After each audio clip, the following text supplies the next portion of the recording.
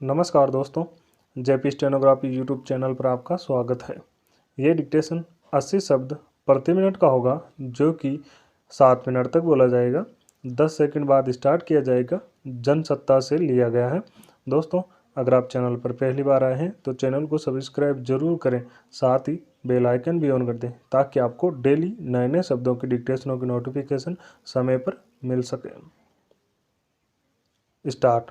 अर्थव्यवस्था के आंकड़े चाहे जितने भी बेहतर स्थिति को दर्शा रहे हों, लेकिन आम लोगों का जीवन स्तर जिन जमीनी कारकों से प्रभावित होता है, उसी के आधार पर आकलन भी सामने आते हैं।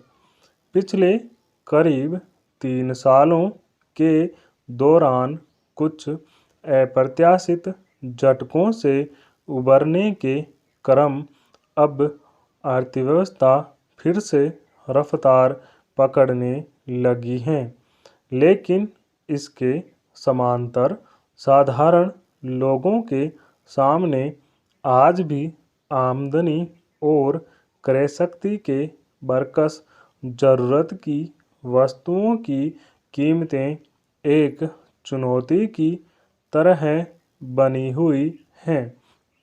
यूँ लंबे समय के बाद पिछले साल दिसंबर में खुदरा महंगाई दर में खासी गिरावट हुई थी और वह साल में सबसे नीचे यानी 5.72% पर चली गई थी।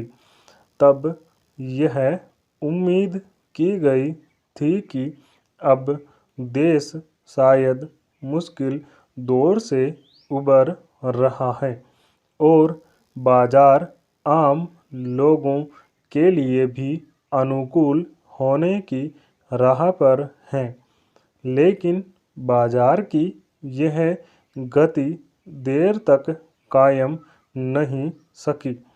सिर्फ एक महीने बाद खुदरा मुद्रास्फीति की दर में एक बार फिर बड़ा उछाल आया है और वह पिछले 3 महीने के उच्च स्तर यानी 6.52% पर पहुंच गई है।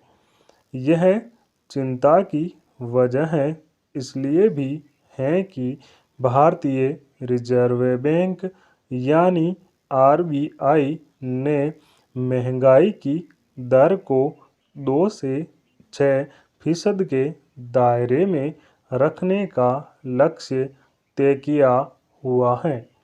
जनवरी से पहले लगातार 2 महीने के आंकड़े खुदरा महंगाई दर में कुछ राहत देते दिख रहे थे, लेकिन अब इसका 6% की सीमा को पार करना बताता है कि महंगाई पर काबू पाने के लिए रिजर्व बैंक की और नीतिगत दरों में बढ़ोतरी का भी असर ज़्यादा कायम नहीं रह सका।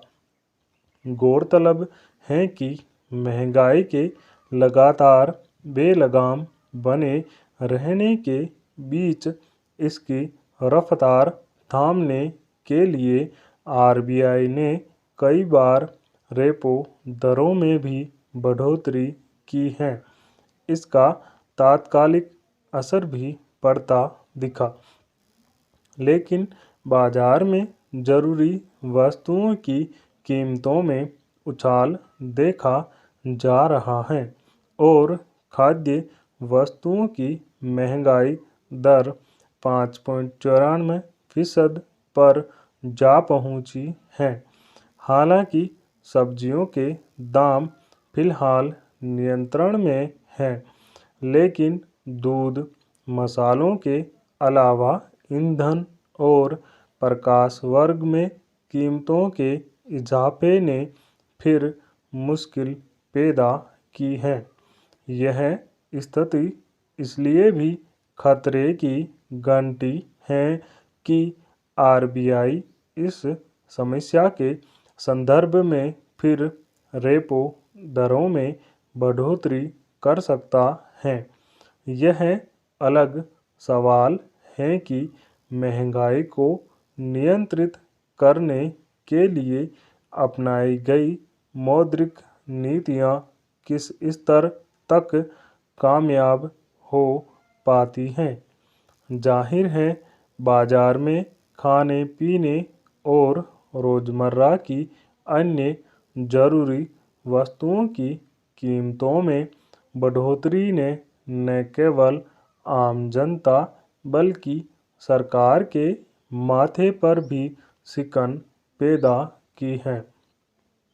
वजह यह है कि महंगाई से परेशान लोगों ने लंबे समय से इसकी मार झेलते हुए इसकी वजहों को समझने की कोशिश की और संयम बनाए रखा।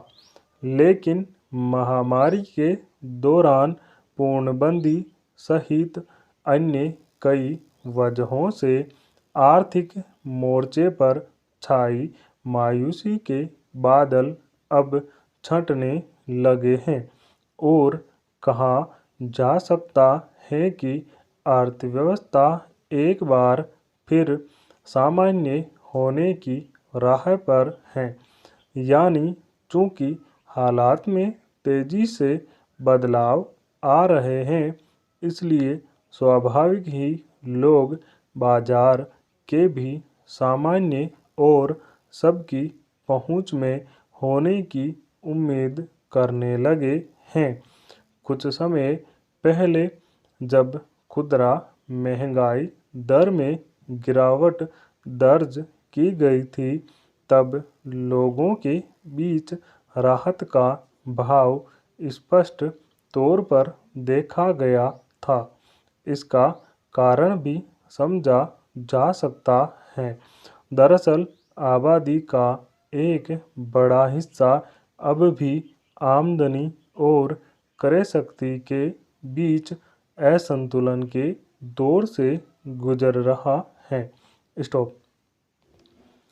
दोस्तों, इस डिक्टेशन का पीडीएफ लिंक डिस्क्रिप्शन में मौजूद है, आप वहां से जाकर डाउनलोड कर सकते हैं। साथ ही ये डिक्टेशन और इसका पीडीएफ व्हाट्सएप ग्रुप पर भी शेयर किया जाता है, जिसका लिंक डिस्क्रिप्शन में मौजूद है, आप ज्वाइन कर सकते हैं।